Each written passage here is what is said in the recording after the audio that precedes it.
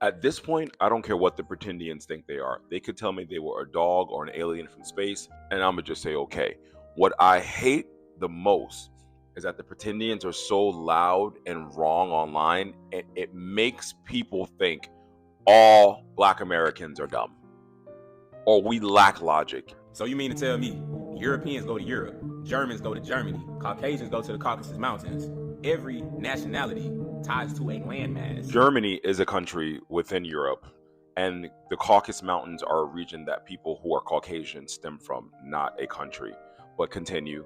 Jamaicans go to Jamaica, Hondurans go to Honduras. Africans don't even say they're African. They say Kenyan, Nigerian, Zimbabwean, wherever they from, you feel me? Jamaica, Honduras, and Puerto Rico are made up countries in the Americas, just like the United States of America. Do you know who are the people that exist within Puerto Rico, Jamaica, and Honduras? The native Taino Indians, Arawak Indians, Carib Indians, Africans who are descendants of formerly enslaved Africans, and Europeans. The same exact makeup of people who are in America. And we are called Black American because we are American. Now that we've eliminated pretty much everybody, who is from America? I need to know who is from America. Now they got this one nationality that got their name changed like 4 or 5 times from Negro, colored, African American, Black, and nobody stopped to question why none of these names tied to a landmass. Can someone please point out on the map, where is Negro kin? Where is colored kin? Where is Africa America? Where is Black kin? And we just keep letting this happen. Who are the true Americans? So in the same vein that you're trying to prove a conspiracy theory that we are Native American, you are ignoring the fact that the Native Americans, the indigenous people of the Americas, exist and are still alive today. And furthermore, the descendants of those formerly enslaved people, us, are factually American because we were forcibly brought here and we are the foundation of this nation. You can give Puerto Ricans, Jamaicans, and Honduras and think that their people are from there, but they exist the same way we do. Do you see how the logic is fucking crazy to me? But he keeps going. All the people that look like me, we got our names changed like 50,000 times, and nobody ever said, nobody keep giving us names that don't even tie to a landmass. Who are the true Americans? Do not say the Indians. Indians go to India. If the Indians was here, India would want something to do with that because India is tied to India. You feel me? So if the Indians was here first, this place would have been called India. So they probably changed the name of this place too, if you see the patterns that's going on. So who's from America? The premise of your video is just so flawed. Black is not a nationality, okay? Black is our ethnic group, and it's a race. We are American. America is a made-up country in the continent of North America, which I'm sure the natives and indigenous people never called America. The name America comes from the explorers that came from Europe, and then they named the continents after him. I was having a discussion with my friends yesterday about how dumb people can be and like how comprehension and literacy are really off and how people take ideas and they don't really understand what they're saying or digesting. And it's hard for me to fathom that someone could be this dumb and this loud and so sure of himself while contradicting himself within the same breath or just like not knowing what he's talking about. And there are thousands of comments of people agreeing with him. There's no Blackistan or Colorstan. Are you fucking kidding me right now? Are we being for real right now, guys? Pretendians really do me in. They really do me in, bro. Delineation movements, the Pretendian, the FBA, and ADOS movements are growing rapidly online, and it's because people are fucking dumb. You don't know the history of how all these countries were created, so you're saying that the people from Jamaica, Puerto Rico, and Honduras, I don't know why those 3 particular ones, even though there's more, that they are really Jamaican. Like, what makes a Jamaican Jamaican to you? What makes a Honduran Honduran to you that wouldn't make a Black American a Black American to you? Do you know why Black is a thing here? Because we're one of the few countries where we're a minority, a true minority. The countries in the Caribbean are majority Black places. The United States of America and Brazil have the most descendants of slaves, and in both countries there are names for Black people in both countries. Just because you're not aware of it doesn't make us any less American more than it makes them any less Brazilian. Oh man, it's happy. Every time I hear somebody say that Black Americans have no culture, I think. You're the reason why people keep on asking this question, because you don't even know how to answer this question. When asked what is Black American culture, you need to actually show Black American culture. Like they do in Louisiana, for example, they have actual Black American culture. But you coming out here showing a plate of food and some dude with a radio. What does that have to do with anything? Let's go with the plate. On your plate, you have collard greens. Africans also have collard greens. It is cooked the exact same way. In Congo, for example, we call it ndunda.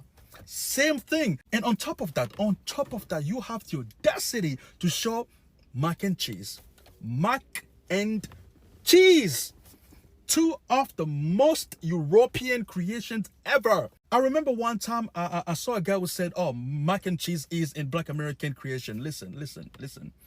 Y'all need to be serious. Okay, when you start talking about things like this, you need to be serious. This is why people look at you funny, because you're saying things that don't make sense. A guy said mac and cheese is a Black American creation. He said some dude named Hemming, I think Hemming, created it. No, he did not create it. Maybe he helped popularize it. I don't know, but he did not create it. Mac and cheese. Listen. Cheese is probably one of the most French thing that you will find out here. Cheese. And don't even get me started on mac. That's literally short for macaroni. That's an Italian word, okay? So how come a French thing and an Italian thing is part of your culture? This is the reason why people keep on asking y'all these stupid questions, because you don't even know how to answer it. Answer the question properly and people will leave it alone. I don't even see the reason to talk about the other thing, because that's just a black man with a radio. I understand what it symbolizes is hip hop. I get it, but that man is wearing a Kango. Okay, that's literally a company owned by a white man. You know what? It's crazy how a lot of people are just quick to jump in the comment section talking about I'm not from Africa. My ancestors weren't from Africa. They was never from Africa and stuff like that. And okay, cool. I don't get it. Nobody wants you to be from Africa. Africa is not looking for people. It's a whole continent of its own. That's what people need to understand. Africa is the second largest continent in the whole wide world. They don't need people. Africa got a lot of people. Do you know how many Africans live outside Africa? We're not talking about the populations of Africans in Africa now. We're talking about the populations of Africans outside the shores of Africa. Bro, we big, we large. We don't need people, we don't need you. You don't have to be part of us. Nobody really needs you. But at the end of the day, we only trying to connect with y'all because y'all just black like us. Because we know we black. That's the connection. Nobody wants you. Nobody needs you. Nobody's begging you to come be a part of Africa. Africa is straight on its own. We got enough people. Like when I say people, I mean strong people, real-time people, not some weak-ass people. We got real men over there. Men that don't move by emotions. Logical men that actually know how to think.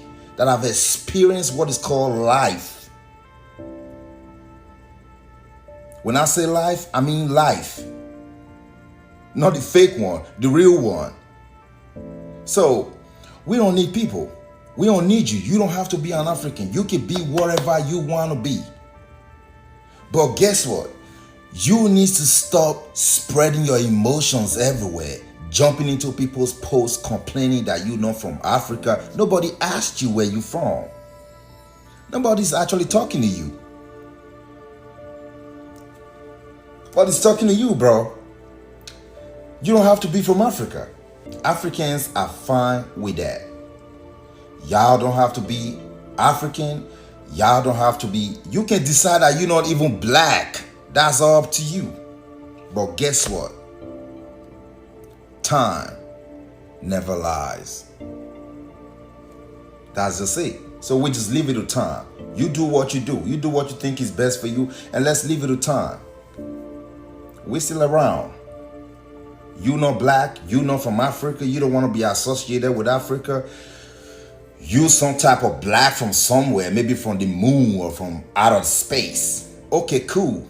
Mr. King Kong, Mr. I don't have a home, Mr. I'm from nowhere, Mr. I just appear here on earth. It's all good. We straight back over there in Africa. We don't need people. Stop complaining and stop spreading your emotions on the social media as if Africa is looking for people. Africa is not looking for people. We're the second largest continent in the world. We got people, we got folks, we got strong people. Recognize that.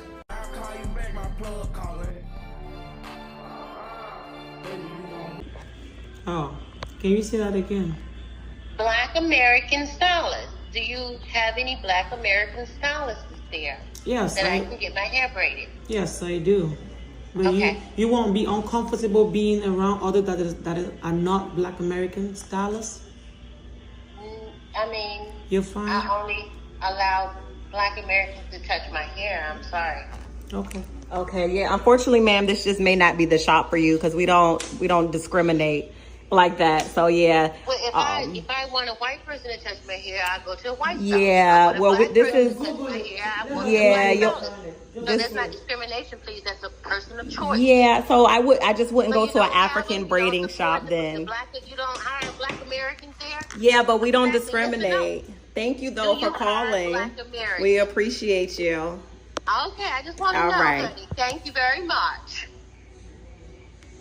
They're already starting. Are you laughing or crying? Oh my God, no, I'm laughing. Is she serious? Yes, we are. You have to come and apply. You can have. Let me clear this up. I've been watching some TikTok videos about Black Americans going around claiming that they're the real Native Americans and that the real Native Americans are fake and that they stole our culture. Now you guys, y'all know damn well that is not true. Yes, some of us have Native ancestry. Yes, some Native Americans did enslave Africans. And yes, we all know that history is messy as hell. But we know for sure that this is not true. There's no proof. There's no language. There's no documents. There's no DNA that proves that we were here first. You guys are actually going around erasing Native American culture. Why? To feel rooted in your own? Going around erasing someone else's identity to feel good about our own is not cool. That kind of happened to us. Black people, you guys are beautiful. We are mixed people. We are African. We're European. Some of us have native blood. We are a beautiful mix. There's no need for us to go around trying to erase someone else's identity just to feel good about our own. Know that you are loved, whether you're dark skinned, you're light skinned, whatever you may be. We've been through hella shit. We have. But don't go around here treating other people the same way we got treated. You're loved. Accept that. Be proud of who you are. Black people, Black American people, listen. We gotta stop this Indian crap. We have to stop this Indian crap, okay? We have people from the Native or Indigenous American community. They on this app. They calling you guys out. I'm calling you guys out, okay? I understand that we have a long, twisted history, but I'm here to tell you that we are not them, okay? Now, if we want to get technical on the verbiage, okay? Let's get technical on the verbiage. Are FBA, Black Americans, native to the land of America? Yes. Are we native to the concept of what America is? Yes. But that's it. We're not Indians. We weren't running around here with feathers. We're not, those are not our people, okay? This is two different races. Did some runaway slaves and some freedmen intermingle and intertwine with them? Yes, some. So that means there's a couple of them running around. But for the most part, can we please stop trying to claim that we are indigenous Indians? Let them people have their own culture. What you're doing is this. The actual black Indians, like the Yamasee tribe, you take away the validity from their argument because your black ass is claiming to be Indian, and we can clearly see that you're not, okay? You can click. Imagine if I was claiming to be Indian. I'm a black American, okay? We mixed with a bunch of different stuff, all right? But how crazy would it look if I'm claiming to be an indigenous Indian? It's ridiculous. They know it's ridiculous, and other blacks know it's ridiculous. So let them people have their own culture, right? We don't need to be fighting them for their culture, for their history. We have our own history. We have our own culture. We've done great things. Let's be proud of who we are. To my fellow African Americans, why are we even considering embracing the concept of foundational Black American? It doesn't make any sense. First thing is, why do we assume that the outer world would be able to tell the difference between an African American and an African? I mean, honestly, maybe some of us would like to think we look a lot different, but trust me, I've been to West Africa, and you'd be surprised you'll see everybody's cousin over there. Now, I'm not saying that we don't have a lot of other mixtures. You know, we probably, myself, for instance, I am quite a mixture of different types of West African. Then I have some European thrown in there. A lot of us do have that.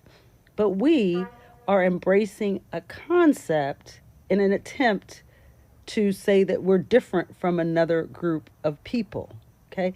When in fact, I think it's well known that for a lot of white people, they can't tell us apart at all. Now, I understand wanting to say, this is our culture and that's their culture. But, then again, I kind of don't understand that because we have so much of our culture that actually comes from West Africa. And please believe me, I'm an anthropologist.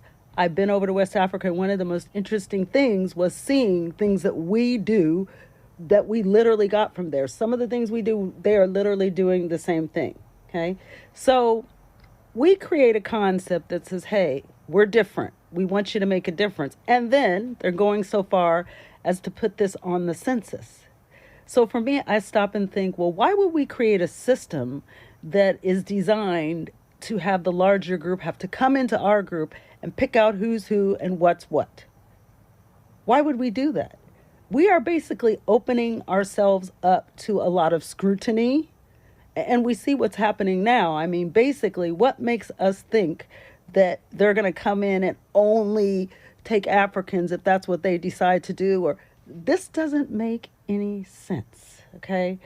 Bottom line is we should stick together as a group. At least that way, we won't allow people to come into our community and start poking and prodding around. That is the last thing that we need because, like I said, many of us would get caught up in a movement like that. Now, don't get me wrong.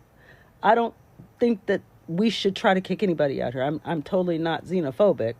But, I mean, that's just one of the issues I see with it. So bottom line, to the outer group, we don't look that much different. And a lot of times they can't tell us apart one from another. And if we really think that when if a movement gets started to start, taking people out of here, deciding who should stay, who should go, there's no way to tell that. I mean, half of us don't even carry our driver's license and our IDs around. So for me, I think we'll have more power keeping our group together if we want to discuss this amongst ourselves, but going so far as to put all this on the census, that's going to be a problem. Well, last time I was here, we talked about 89% of African Americans have Native in their lineage. I know you fucking lying, bitch.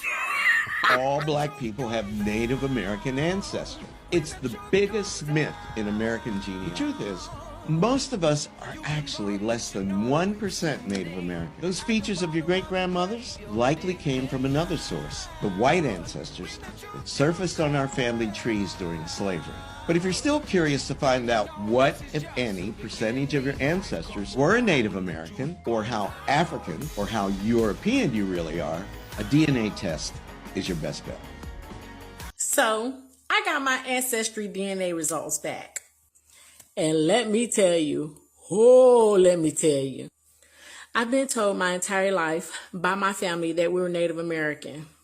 Probably slaves to Native American. That's why they thought we were Native American. Because I got my results back.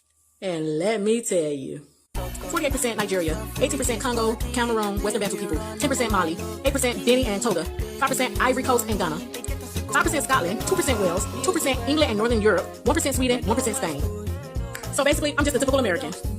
There's no Native American in me, nowhere. There's no Native American in me, nowhere.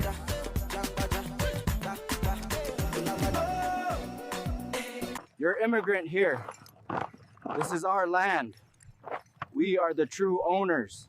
We are the original Jamaicans, the original Cubans, the original Dominicans and Haitians, the original Puerto Ricans. We are the indigenous people of the Caribbean. We are the ones the Spanish called Indios, the ones Columbus saw first. We were already here, before the ships with crosses came, before the sugarcane fields bled sweat and chains. Before the drums of Africa echoed across these coasts, our footsteps were already deep in this soil. We are Native Americans. We are the ones Columbus and his men first saw when they invaded us. Before enslaved Africans were dragged in chains, we were already here. I am Taino. My ancestors came from the great rivers of South America, sailing north in canoes over centuries. We call the lands Caimaca, Quisqueya, Borican, Cuba. Through the Orinoco, up the chain of islands we called Boriken. I am Arawak. My people stretched from the Amazon all the way through the Guianas and into the Antilles. We were master navigators. We followed the winds and stars, settling the islands in waves, thousands of years before a European ever dreamed of sailing west. I am Calipona, Island Carib, fierce defenders of the Lesser Antilles. The Spaniards feared us, called us cannibals, Caribes. But we were warriors, not savages. We never bowed. We fought for every palm tree, every wave, every sacred hill. I am Anacaona, golden flower of Charagua, queen, poet, diplomat. They invited me to a peace feast and they got rid of me. They turned my people to ashes. The sky went black with our screams. But I never bowed. They may destroyed my body, but they will not erase my spirit. I sang with my last breath. Golden flower, they called me. And still I bloom. I am Hatuey. They took my land in Cuba. So I gathered my people and fled to Quisqueya. They come with a god of greed in their mouths and swords in their hands. I battled them. With fire and stone and will. They captured me and tied me to a stake. A priest offered me baptism, promised heaven. I asked, "Are there Spaniards in your heaven?" He said, "Yes." I replied, "Then I'd rather go to hell." They destroyed my body. But as the first freedom fighter of the Americas, I am Enriquillo, born of noble Taino blood, grandson of Anacaona. I was baptized by the cross, but they took my wife. They broke every promise, so I rose with horse, spear, and flame. Until they begged me for peace, forced them to sign a treaty, recognizing the freedom of my people. 13 years of rebellion, horse against horse, steel against steel. They couldn't defeat me. And today a statue of me stands in the Dominican Republic as a promise of freedom to my people from the shackles of colonialism. The Spanish wrote our skin was copper brown, our hair long and black, our bodies painted in sacred dyes. DNA whispers that we are of the same root as the South American peoples. We suffered genocide, not just death, but erasure. Over 3 million of us lived in the Caribbean when the Spanish, French, and Dutch and English came. In a few decades, we were counted in the thousands. Mothers saw their babies taken. Men were worked until they dropped in gold mines. Women were taken advantage beneath crosses.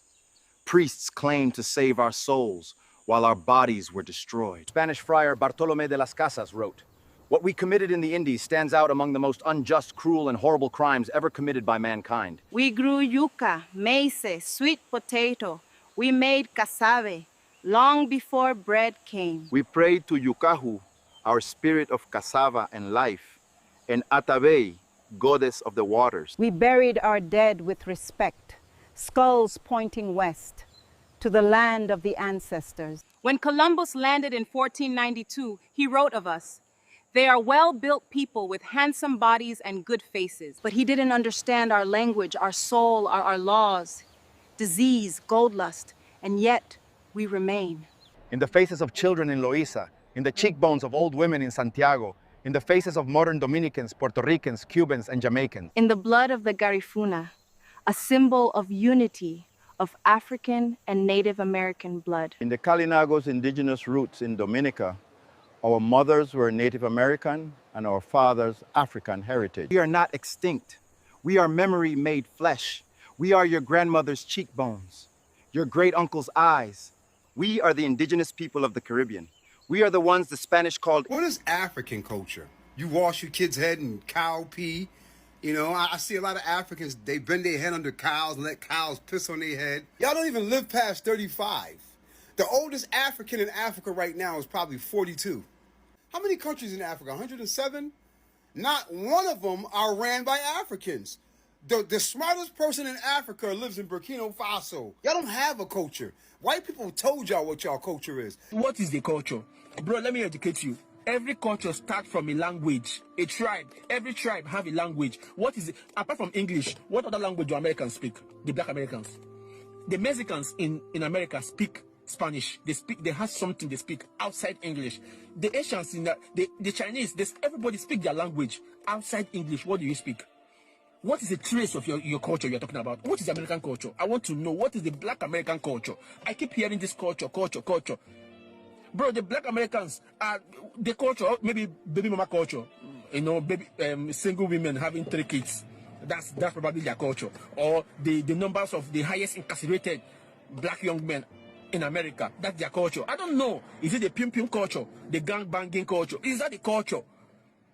Bro, the black American culture is about wearing, let's say, wearing the Nikes, wearing they want to be on the trend game, you know? These are the culture. But I don't know why the black Americans feel like they should be the center of black people around the world, or they should be the face of black people around the world. Why? Bro, you can have your face. See, you don't even have to declare yourself that you are not African, you are not African American. Bro, nobody give a flying damn about what you think about yourself. That's your own opinion and your own mentality, your own narrative of everything, how you are. That nobody cares. But bringing all your fights about Africa, bro, I don't get it. You talk about culture every time. What is the culture? I want to know. Genuinely, I'm asking. The hip hop. You want to say the hip hop? The music is your culture. I don't get it. Eminem is not black, but he do more hip hop probably than the.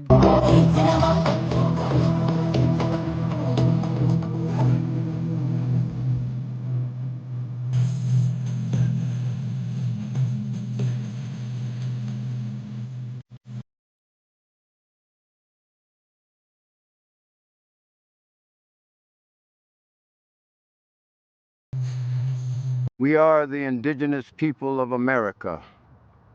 We always been here. If you don't look like us, you are not native or original to America, and that's facts. Our history in the Americas is over 25,000 years old. We are the original people here. I got a question for black Americans that think they came from Africa. Okay, listen up. Have you ever seen an African from Africa over there with an afro and a beard? I'm waiting. No, you haven't. You know why? Because we're not from Africa. You know what I'm saying? We're not from Africa. Their hair don't grow like ours. They don't grow beards. They don't. I mean, no shame to them, but I'm just saying, this is the difference. You know what I'm saying? We don't know nothing about Africa. We don't know no people from Africa.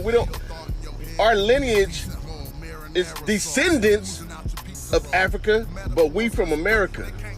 We're Americans. Stop thinking that you're African and save your... But he saved himself in that video because he started to say, we may be descendants from Africa, but we're American. We're American. You're talking two things at the same time. You're concerned about Africans not having hair, so therefore you think that you are different than Africans, or maybe you think that you are better than Africans because you, I guess what, being black in America, black man in America, you get a beard and you get hair. I don't know what that is about. And I don't know what the obsession with hair is. Every day on this internet, we try to explain to you how versatile African people's hair is. Let me tell you an example, okay? Hair in the East is not looked at in the way as hair is in the West. In the West, your obsession with hair is hair that is closer to whiteness. It has to be long, it has to be flowy, it cannot be this. The West does not like this.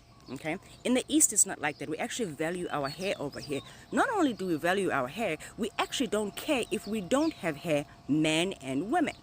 Okay, you can find a tribe that's not into long hair, but you can also find tribes that are obsessed with having long hair. Okay, these are practices. You put something in your hair to make it turn into that, but naturally our hair is going to be like this. When colonizers came to Africa, if they found a tribe that looked like this, right? They would go on and make and write books and say, well, those people are different from these people. It's not the same people.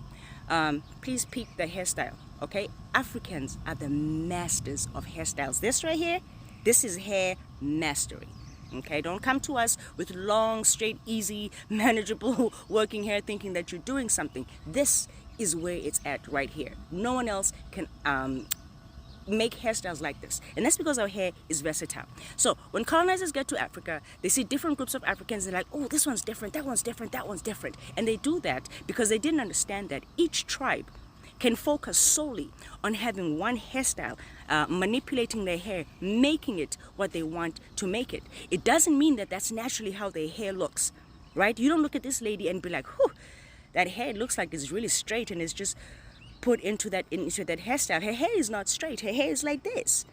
We just know how to do different types of hairstyles. And so the obsession with hair in Africans is something that some people want to remove themselves with their closeness into being Africa, right? Even going back to this, okay? This is an optional hairstyle. This is a tribe, right? That's just how their women look. That woman is no different from me. But my culture, we just don't care to have that hairstyle, okay? We just like to leave our hair like this. Does this look like someone who doesn't have hair to you? Does it really look like someone who comes from a culture where there's no hair? None of that is fake. That's all hairstyle manipulation, butters, and whatever they were using. So back to the gentleman who's so obsessed with Africans not having hair. What you're not understanding is that you are living white. You live in a white world. You forget that when white people came to Africa and they saw those hairstyles, they called them dirty. You don't know that our hair was cut. I was born in 1981 and did go to schools that didn't want us to have hair long that touched our collar because it made our collar filthy. African hair history is not something to be played with, okay? If you want to be Indian, be Indian. Just leave us out of it. Because what we're not going to allow you to do is to consistently mystify our history as if our history is not already messed up from being whitewashed. And now you want to enter into here. Yes, your hair texture in America, being black, may be a little bit different from mine. Yes, because you guys are mixed with Indians, you mixed with the white people in America. But your black African features are still out there. They're strong. That's why the world knows that you and I are related. It doesn't matter that you think that you are part of some Indian. That's fine. Your great-great-grandfather could have been Indian. You could have, have some biracial Indian stuff. That's fine. But stop this nonsense and just accept that you are nothing but a westernized a black person who is unable to see a point of view from the Eastern world and from what other black people in the world that are not influenced by trying so hard to have big afros. We can all have big afros in Africa. We choose not to, based on our tribes and our preferences. Why should African black men have a beard if they don't want to have a beard?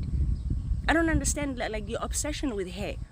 But I know that whenever black people bring hair into it, it's because they're trying to bring some biraciality into it and claim some superiority over hair. This only comes up because they want to say, we may look like you, but our hair is better because we mix with Indian. People you call black Americans are not from Africa, from America. First of all, I'm about to bust that dry bubble that y'all got thinking that everything and everybody comes from Africa. How can humanity come from Africa when all of Africa's food comes from the rest of the world? Your biggest cash crops, cocoa and cassava, both come from America. Abutseki just we are kumba kuno ku Zimbabwe. Hey, come back home, Shamari. Your brother is waiting for you, Jay Preza. Eh? Your brother Jay Praise is waiting. You African. African food comes from America. Well, this time I have come to a conclusion that education in America is illegal. You guys, you make me laugh. As old as you are.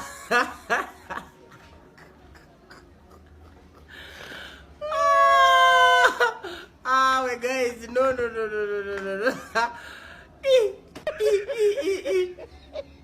Sure. Lazy. Germany. I gonna German. The way you are as old as you are. How could you even say that African food comes from America? Comes from the rest of the world? Go back and start Mr. Man.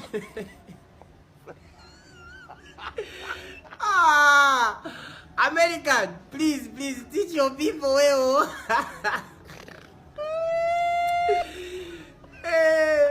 Please tell me you are just a comedian like me. My dear, if this is the real you, a real speaking like it's coming from you, I'm afraid you've got a long way to go. You've got a long way to go in this life. By the way, my brother, just come back here home in Africa. You're African, okay? Just come back. Come back here in Zimbabwe. You look Zimbabwe. Your brother Jay Praise is waiting for you. In fact, let me sing for you. Hanimana siku zahana. Atikundi baba aripo favor. Uzaiona favor. You are going to see the favor of God. Just come back here. Look what he. Come on, Wena. Come on. Don't call me African American no more. Oh, I'm so sick of that right now. Contrary to popular belief, I have to say it, most Africans don't even like American blacks. And if you're in here, take this back to the tribe, damn it.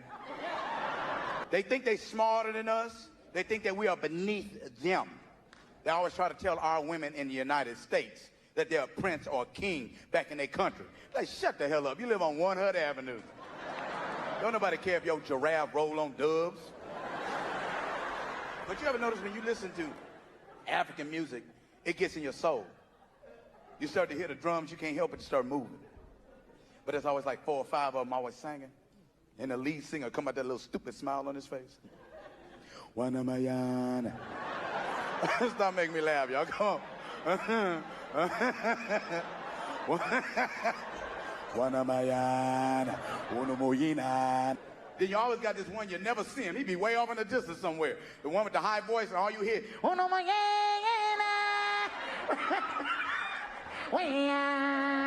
a friend of mine introduced me to this African family. And they invited me over their house for dinner. But my friend said, man, don't go over there. Oh my God, I wish I would have listened. I don't know what they was cooking. It smelled like they had just killed it right before I pulled up and stuck it in the pot with the ass out. I didn't even mean to curse when I walked in. I just walked in the house. Hey, what the fuck are y'all cooking? It smelled like monkey ass in here.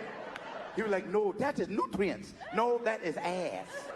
Let me tell you something about black people. If you stink and we smell you, oh, we gonna talk about you. I'm walking through the Atlanta airport minding my own business, trying to catch a flight. I don't know where this African woman came from. She just appeared. She was just right there. And she, I mean, pure African. She had the hair rolled up, the tight skin, the gray feet. She had, what? The feet ain't gray? The feet ain't gray. Her feet were so ashy, it looked like she had on charcoal socks, I swear to God. Well, I don't know how many of you Africans are triggered by the jokes, but can we roast back? Are people going to come crying when we start roasting back? People be acting like they never know this. Okay. Africans come here looking to us to be skin folk. They already got a deal, with the discrimination of being an immigrant, and then they look to black people for comfort, black Americans for comfort, and they don't get none. That is what you need to be focused on before you as a black person try to open your mouth against other groups of people of color. It's already disheartening to receive discrimination from everybody else who is not black. But when you look to your own people who are so far removed from their culture and you look to them for comfort and they treat you like dirt too, it's a different type of disheartening. Africans don't have to come here and help us advance our medicine, advance our skills. Goes back to the Gorilla Glue lady. Okay, an African doctor was the one who saved her hair. He used simple olive oil and some other natural ingredients to remove that glue from her hair. So the least that we can do when Africans come here is be way more kind and inviting to them instead of being so discriminatory. But here's the thing. You got 4 grandparents. You got 8 great-grandparents. You got 16 great-great, 32 great-great-great, 64 great-great-great-great, 108 great-great-great-great-great. Can I ask you a question? If you got 108, 5 or 6 times great-grandparents, and one of them is a Cherokee, one of them is a Choctaw, one of them is a Seminole, one of them is a Chickasaw, how the hell you stop being black? Do you feel me? Nah, I feel you. You look like Shaka Zulu talking about, I ain't come from Africa. I was already here. Please. And it's crazy that you say that because my cousins, they are real quarter Native American. Their grandmother was straight. You feel me? I knew her. Lived right in West Philly. But they never was like, oh, I'm Native American or I'm Indian. They was like, I'm black. You feel Black me? people don't want to be black. Yeah. So we always coming up with new things to be because we think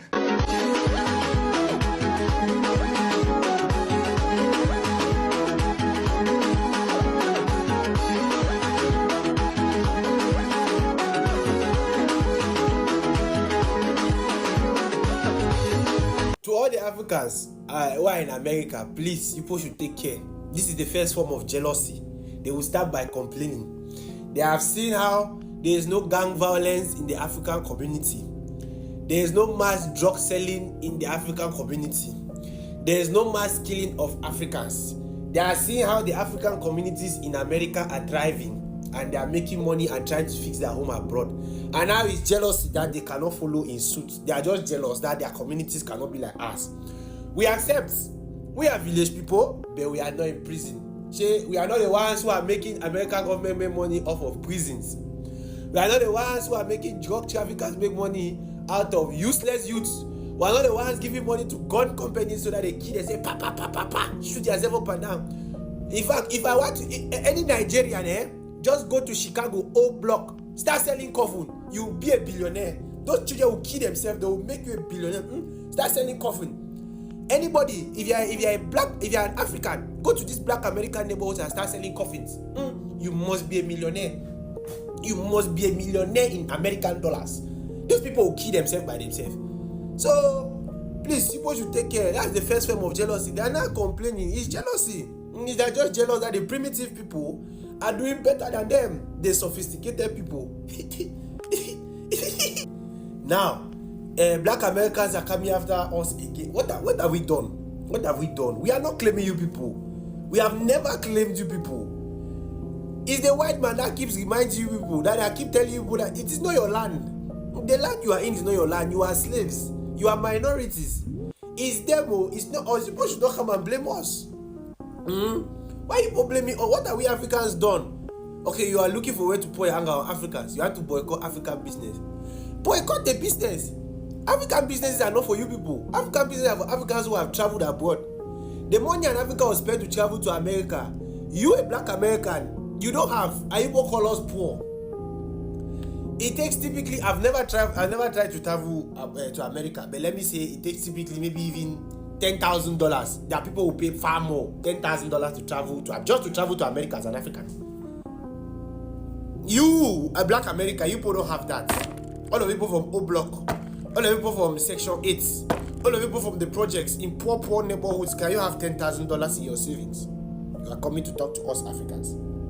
Can you have $10,000 in your savings? I'm laughing at our African name. You say they call us Mumbutu, Shambutu, Kambutu. No problem. Those are what we call our traditional names. If you translate to English, it means something. That's just the way we call the word in English, but in our dialect. What is your traditional name? Mine is Nchake. What is your traditional name? Shakira Nigwa, Teshon, Jordan. What does it mean? What does it translate to? You people are not Africans. You people are Red Indians. Oh yeah, speak Red Indianese. Let me hear.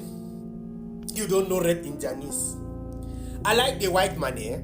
The white man will remind you your history. They will not teach you anything. They will not teach you just how to make money. They will not teach you how to build your society. But you know what they'll teach you people? How you were slaves who were brought from Africa. They will remind you, this is not your home. This is not your home. This is not your home. And you people now have your identity crisis. Please, leave us alone. Our businesses are for us who have traveled abroad. Leave us alone. We are 10 times better than you. We are smarter than you people. We have culture that you put on. Do you remember this one? If you don't remember this one, then calm down. You know me. Oh no. Listen.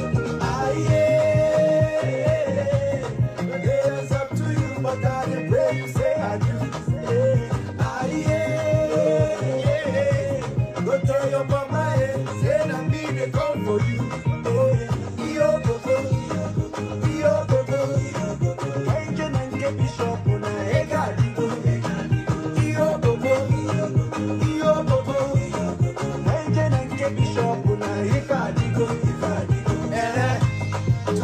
Today, and when I finish, you don't know, say na me. As you get a delay, to prove my loving, you must chop my money. Cause my bank and that's my bag, my checking all the times. You guys make it hard, man. I try not to be petty, but you make it hard. So after elections, African Americans, you decided to take a step back. You'd done the heavy lifting. You'd carried the movement on your backs, and you figured it was time to see this one out. Let everybody else organize. Let others finally show up. And honestly, you deserved that rest. But now that you've decided to get back in the ring, your first move is to organize against Africans? Africans? With all the problems that we have, you put Africans at the top of at the top? With everything happening, this is where you draw the line? Braiding hair? Braiding hair? Of all the urgent fights waiting to be picked, education, housing, Medicaid, tax policy, you chose to go after African braid shops because Essence Fest was sold and the culture vibe changed? That's it? That's it? Look, I understand the frustration of feeling erased, but attacking Africans for braiding hair, isn't it? You're not challenging power. You're shadowboxing your cousins. Let me tell you something, as someone who tries to build unity in this big fragmented black tent of ours, you have no idea how hard it is to get black folks to organize around solutions. But it never fails. When it's time to turn on each other, the organizing is swift, coordinated, and precise. It's impressive and devastating. And here's what you're forgetting. The enemy is watching. They're watching us broadcast exactly what triggers us. They're watching us create a public manual on how to divide us. They don't even have to try anymore. They're doing this. We are doing the surveillance and sabotage ourselves. And what are we broadcasting right now? Hair, festivals, braiding salons. Why are you wasting our time? Do you know how small that sounds compared to what's coming? In the next 5 years, due to tax cuts and deregulation, the black community is projected to lose over 200 million in generational wealth. Gone. And we're talking about braiding hair. Medicaid cuts alone will cost 15,000 black lives per year. 15,000 black lives are going to be lost per year. That's not a metaphor. That's your auntie, your uncle, your child. And we're talking about braiding hair. And you want me to join a boycott over who's braiding whose hair? Let me be clear. No African is losing sleep over your braids. Go read the comment section if you need proof. We're not plotting to steal your culture hairstyles. We're building salons to survive. We're hustling in your neighborhoods to make rent and pay school fees back home. You think we're sitting around bitter over hairstyle? Have you met Africans before? Listen to me. Go out to the streets and pick a real fight. Go out there in the streets and pick a real fight. You want a war? Fine. But don't waste your ammunition on your own family. Fight for healthcare. Fight for school lunch programs. Fight for the next redistricting map. Fight for that 10th of black wealth that's quietly being erased from beneath our feet. There are real fights out there. Nobody cares about braiding hair. Because here's the truth. The world is burning around us. And you guys are arguing over who gets to braid the ashes. Nobody cares about braiding hair.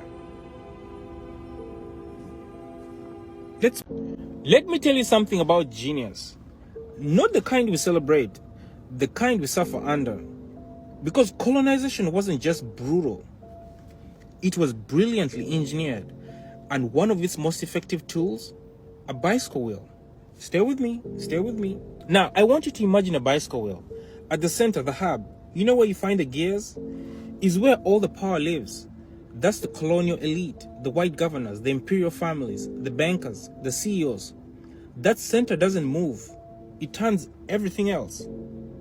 Then we move to the spokes, right? Long, strong, and perfectly spaced. Each spoke is an institution. Law, education, religion, military, finance. These are the tools that keep the rim in place and connect the people to power without ever letting them touch it. Now, what's the rim? That's the buffer class. In colonized Africa, that might have been the Asian merchants. In parts of the Caribbean, Arab intermediaries. In the Americas, Korean store owners or even upwardly mobile immigrants. Not quite the ruling class, but close enough to be trusted to manage the tire. And then we come to the tire. The black masses, the indigenous workers, the people who touch the ground. They absorb the friction, the pressure, the dirt, the violence. But they also keep this wheel moving, because without the tire, the system doesn't go anywhere. Colonial powers didn't just conquer land. They created machines of control, and they understood that brute force wasn't sustainable. So they created buffer classes to absorb rebellion, to stand between them and the uprising, to make the system seem fair, even as it spun in one direction. They made sure the tire fought the rim, not the hub, not the gears. Now let's fast forward. Let's look at American cities. You remember when Rodney King got beaten? Black neighborhoods exploded. But guess whose stores got looted? Not Wall Street, not Beverly Hills. Chinatown, Koreatown, the rim. Because the system trains us to punch sideways, not up. You know, like how black people fight each other all the time? We punch sideways. We never go upwards. The hub, it still remains untouched, still turning, still watching. If you want to fix a bicycle, you don't yell at the tire. You don't blame the spokes. You go to the hub, to the gears. That means we have to stop being workers who power the ride and start being engineers who redesign the wheel. It means building institutions instead of just protesting them. Educating ourselves on systems, not just symptoms. And forming alliances with buffers who want out. Because trust me, most of them do. And above all, it means refusing to keep the wheel spinning just because it's all we've ever known. So before I go, I need you to understand this. The tire may touch the ground, but the hub directs the journey. If you're always in motion but never in control, maybe it's time to get off the bike and build a vehicle of your own. Let's move. Shame on you. Yeah, I said it. You're still blaming immigrants for your ineducation, for your poverty. for your stagnation. Yes, you, the I was born here, the my people built this, the America is mine crowd.